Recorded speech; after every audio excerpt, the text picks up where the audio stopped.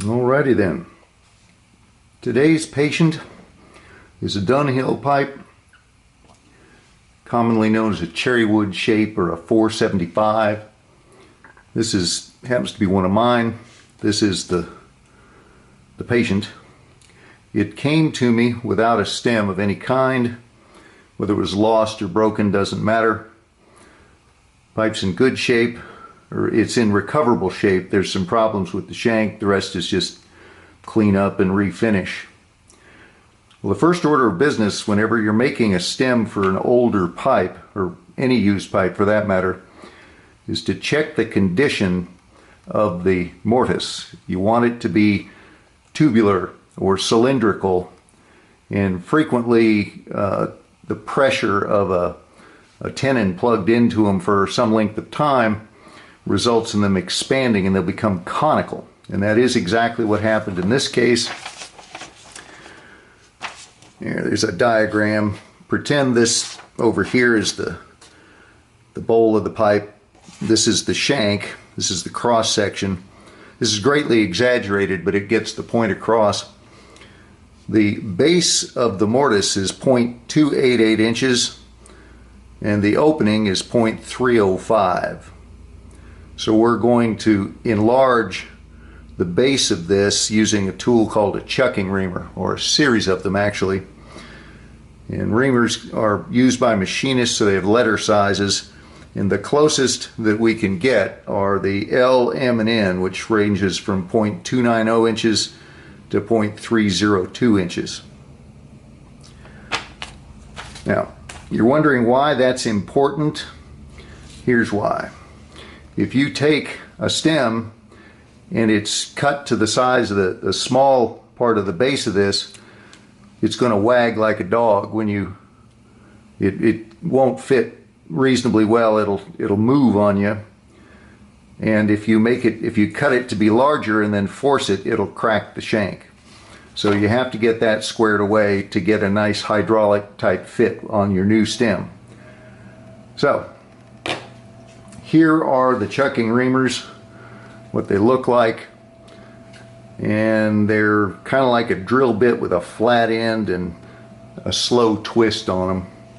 And you can use, as a handle for these things, a chuck off of a drill, which unscrews, and you can take it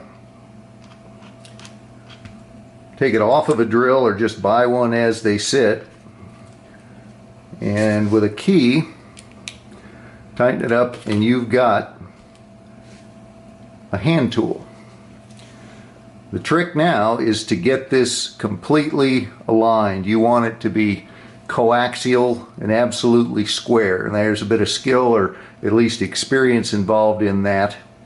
And you go in only one jump in size at a time. You don't go for the gold at the beginning. You just take a little bit out, then the next one, then the next one, and you'll end up with a nicely shaped mortise. So I'm going to give it a shot here. This would be L.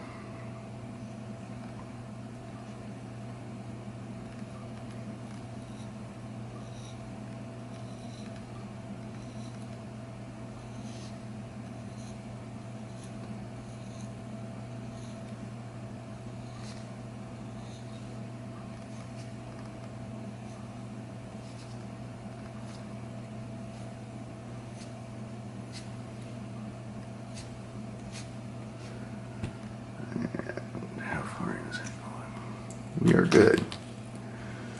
You can see the crud that fell out of there. So we're on our way.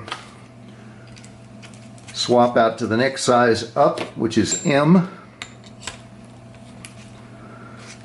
and repeat.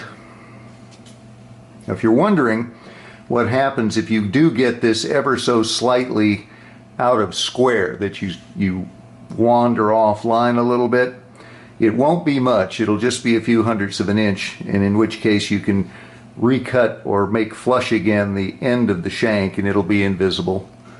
You'd take a micrometer to discover that you were a little crooked, but you don't know till after you're done. So here we are. M, 0.295. We're taking out 5/1000ths of an inch more than the last one. Notice I'm moving the orientation of this, so if I'm actually pushing off axis, it'll average out before you're done.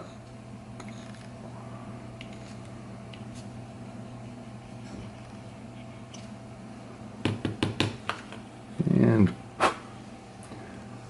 you can't see in the film, I'm sure, but now it's parallel sided up to within about 1/8 of an inch of the end of the mortise. So we go up one more size.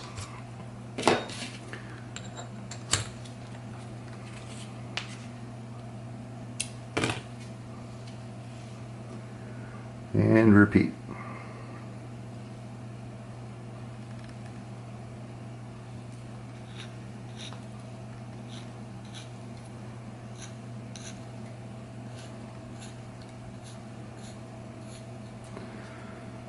And I believe we are good. Everything worked as intended, felt good, and we now have, I don't have the right pin gauge for that, but we'll measure it here in a second. But that is now squared up and once again cylindrical, and we'll now begin the process of cutting up some rod stock and fabricating a stem.